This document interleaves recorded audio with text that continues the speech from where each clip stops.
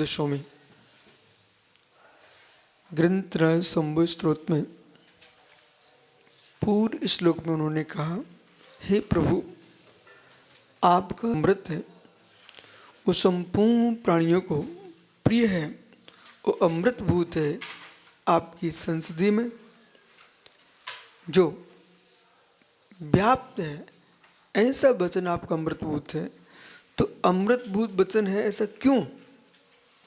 भगवान का वचन अमृतभूत है तो ऐसा क्यों? तो 13वें श्लोक में समझा रहे, ननु एकांते भी बचो वाचो भाषम वस्तुअर्थम प्रतिपादकत्वेन। जो एकात्मक वचन है वो वस्तुअर्थ का प्रतिपादक होने से प्राणिनाम संताप कारणत्वम, तो एकांतो भी वाचो वस्तु अर्थ प्रतिपादत्वेन प्राणिनाम संताप संपन्नम। जो एकांतिक वचन है वो प्राणियों के लिए प्रतिपादन किया तो संताप का कारण, तो वो संतर्प का कारण क्यों नहीं है? सब न कश्चित उदीय मानो अत्स्या समुद्र संकमा। तो अनेकांत दृष्टि समीचीने दिखाते हैं, क्योंकि एकांत जो है वो सम्यक नहीं है, वो संताप को दूर करने वाला नहीं है। इस बात को यहाँ समझा रहे हैं। क्यों? अमृतभूत भगवत नाम का एकांत वातियों के वचन जो हैं वो संताप करने वाले हैं। वो अनेकांत जो वचन है वो संताप का नाशक है, इसलिए अमृतभूत है। अनेकांताम दृष्टि ते शून्यो परिहा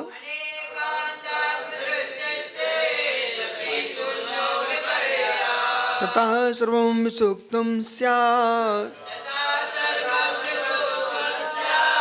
तदयुक्तं सुखातितः।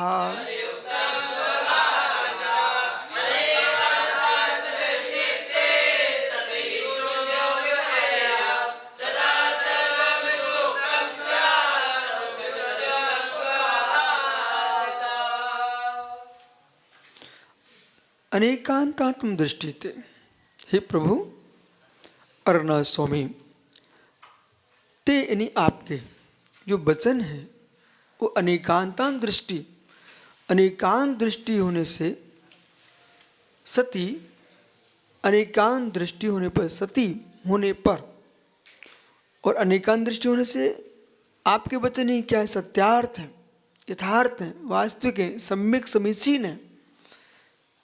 परंतु शून्य विपर्या, जो अनेकांत से शून्य है, ये विपरीत है, असम्यक वचन है, अस्मीचीन है, अकारकारी है, कल्याणकारी नहीं है। इसलिए प्रभु तथा सर्वम सूक्तम स्यात्, इसलिए जो वचन है अनेकांत दृष्टि शून्य, वे सभी मृषम स्यात्, उक्तम जो कहे गए हैं वो झूठ है, असत्य है, मृषा है। तद अयुक्तम, इसलिए वे अयुक्त हैं। सुघाततः, सुके घाती हैं। जो सुके घाती हैं वो पर के भी घाती हैं। जो एकांत दृष्टि शून्य, अनेकांत दृष्टि शून्य, एकांत से मंडित हो रहे हैं, वे ही तो सुपर वैरी के वचन हैं। सुपर वैरिणा, सुपर के वैरी लोग हैं वो। सम्यक दृष्टि जीव, समीचीन दृष्टि वाला जीव तत्व को अनेकांत दृष्टि से, शादवास से ख्यापित करता है, उसी के वचन अमृतभूत है। इसलिए नाथ आपके वचन अमृतभूत हैं।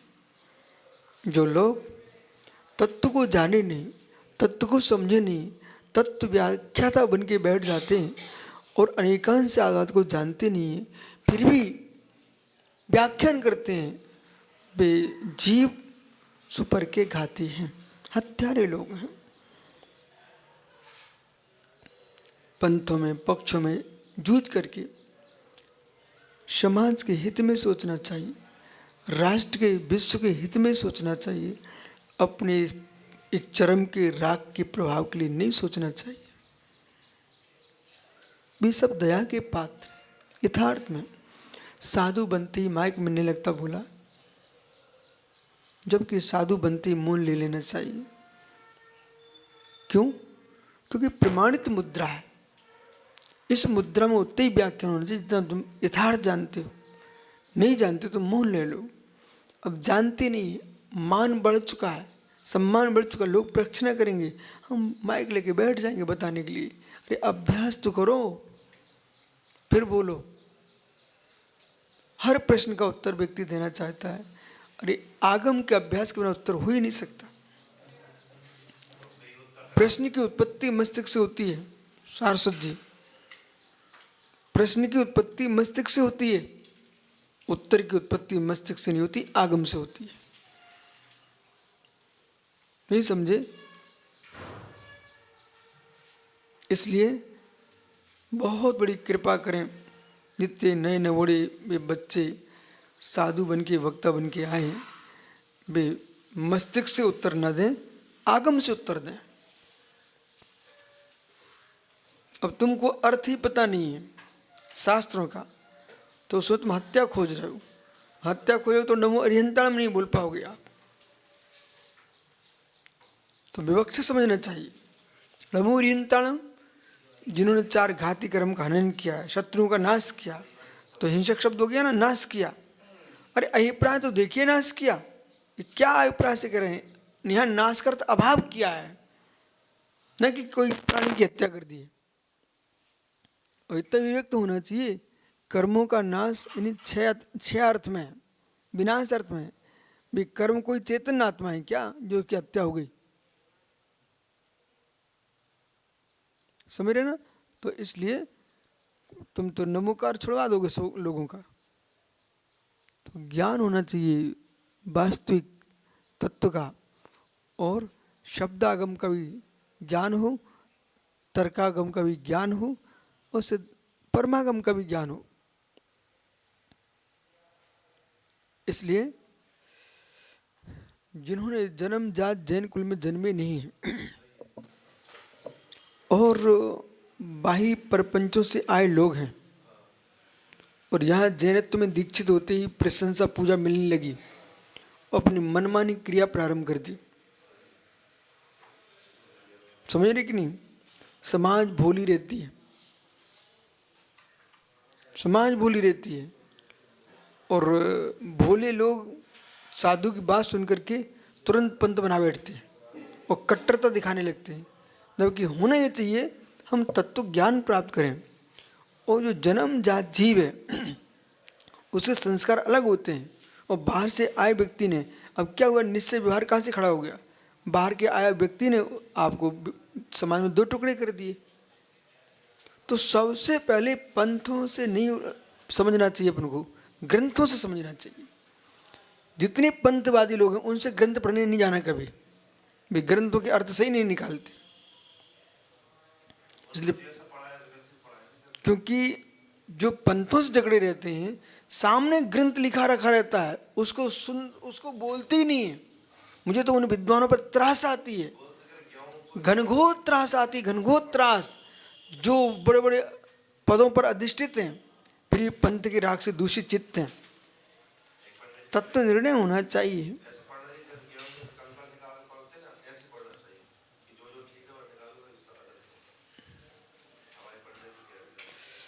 उन पंडित जी को पहले ये पता करो, कंकड़ और गेहूं को पहले जान लीजिए आप। ऐसा न हो जाए कि गेहूं को ही तुम कंकड़ मान के फिर कंकड़ मात्र रखे रह जाओ।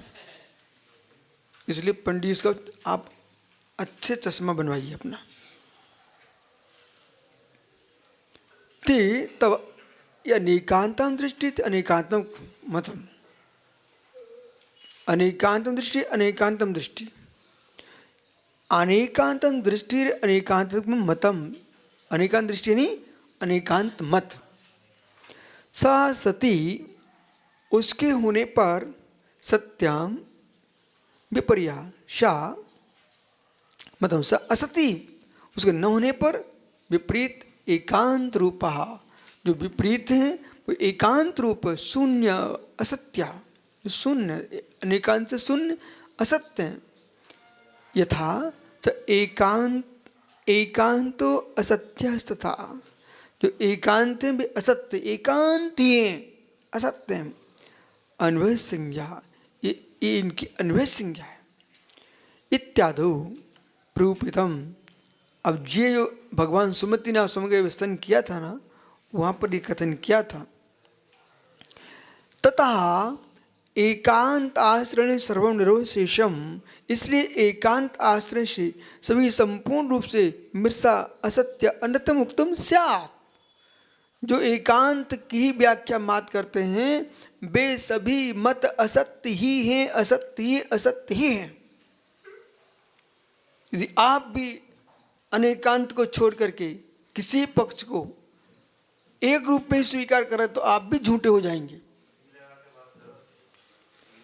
ठीक है, वो अनेकांत को भी अनेकांत दृष्टि से देखना सीखो।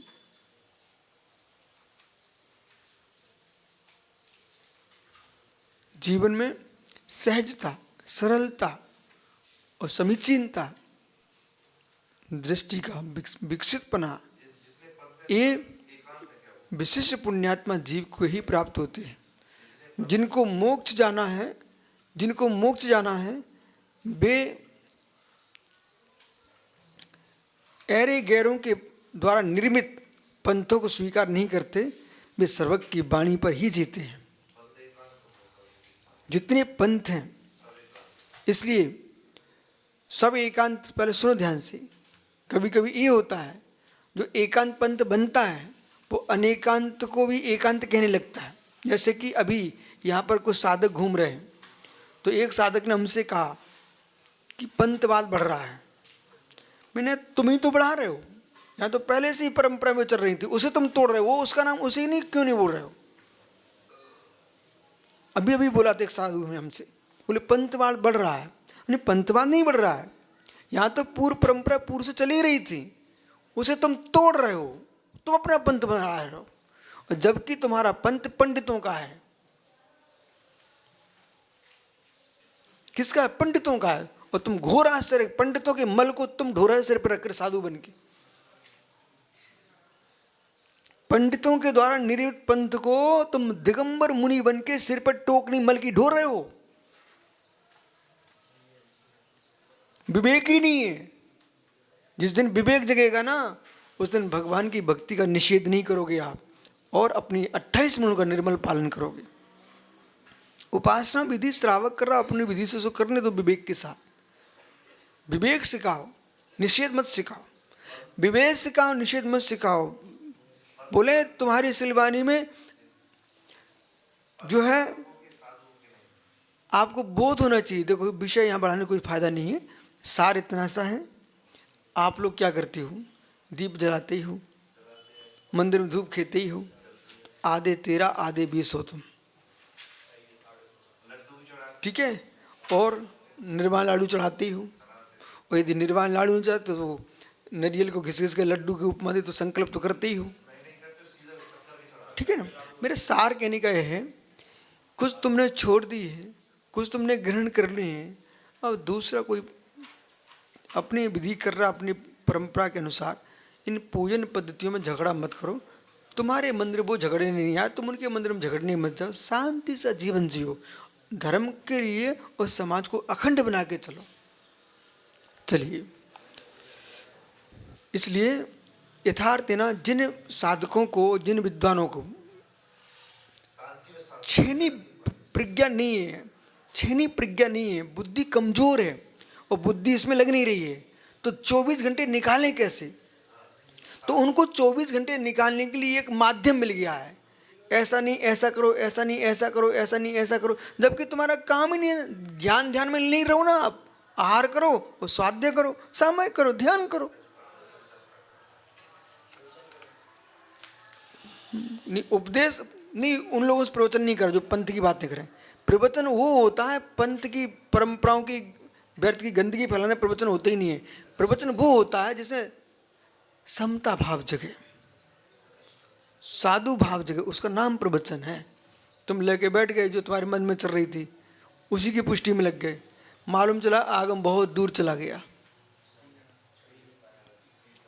आइए, तो इसलिए एकांतवादी जो हैं वो मिथ्या हैं, मिर्सा हैं, झूठे ही हैं, ऐसा समंतपद स्वामी कह रहे हैं।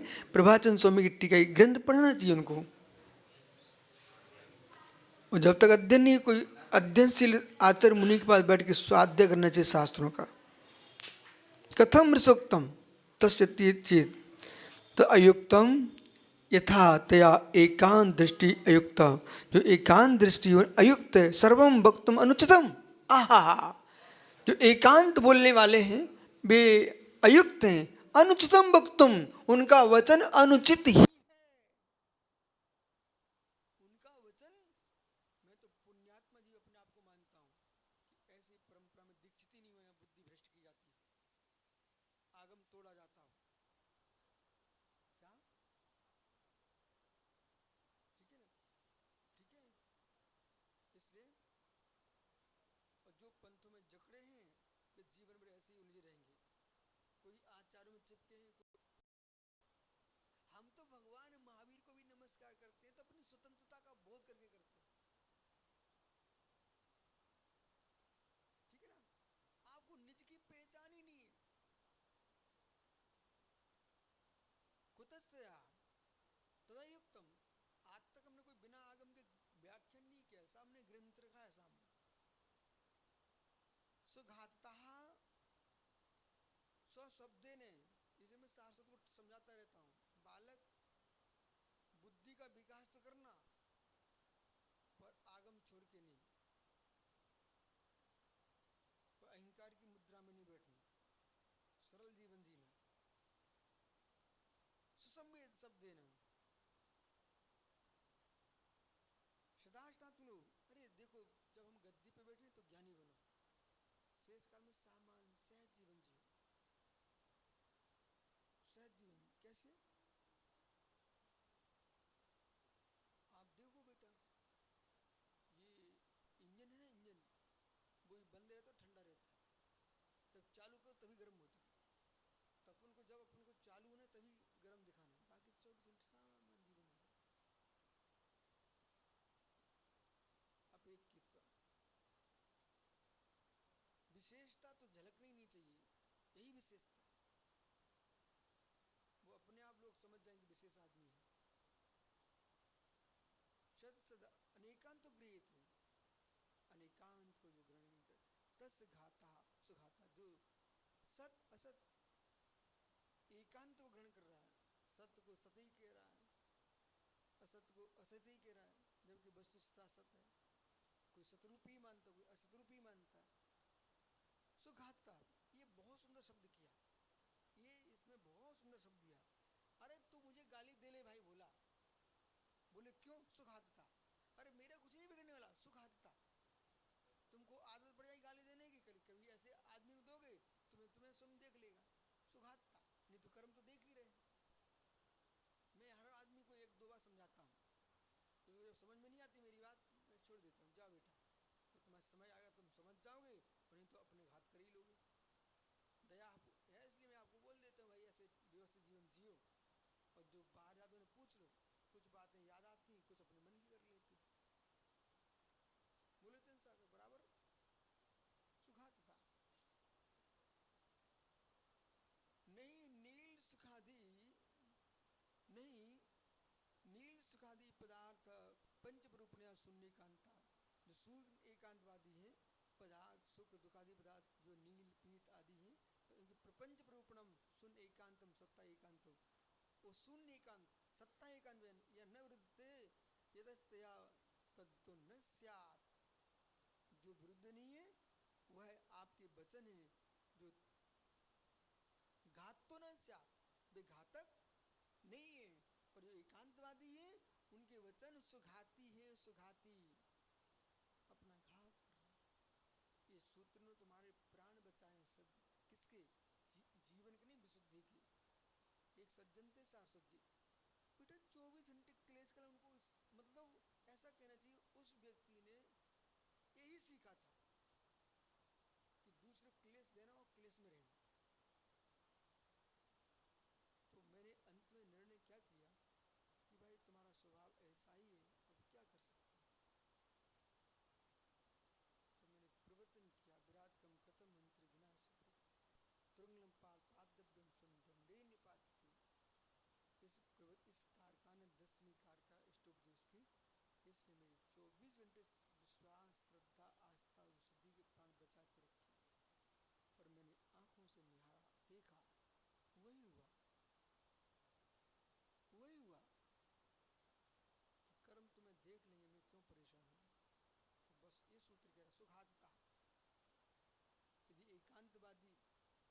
ये अनेकांत को नहीं समझता तो मैं रोने नहीं बैठूंगा, मैं यही देखूंगा भाई क्या कर सकते हैं, क्या कर सकते हैं। जान के चींटी पानी में घुस रही तो मरेगी मरेगी ना, जान के पतंगा दीपक में चिपक रहा तो झुलसेगा ही झुलसेगा ना। ऐसे ही एकांत के दीपक में जो बैठेंगे वे झुलसेंगे ही झुलसेंगे। बड़ी दया आती उन लोगों पर जो सफ़ेद कपड़े पहने घूम रहे हैं, निर्गंत बन के घूम रहे हैं, टोपी लगाए घूम रहे हैं और पंथ में जकड़े हुए हैं। एक व्यक्ति नहीं आया था कोपर गांव में, एकांत संगठन दिखा रहा था, मैं कि तू कभी एक संगठन नहीं बना पाया क्योंकि तुम्हारा दृष्टिकोण जो है ना स्वयं एकांत में दूषित है। उनके पिताजी आए थे एक बार मेरे पास दुर्ग में, उनका मित्र तुम जैसे लोग कभी समाज को अखंड नहीं कर पाएंगे, तुम्हारे अभिप्राय दूषित है। तो जिनके अभिप्राय दूषित हैं वे एक दूसरे को लेकर चल ही नहीं पा रहे हैं, सबको लेके चलो।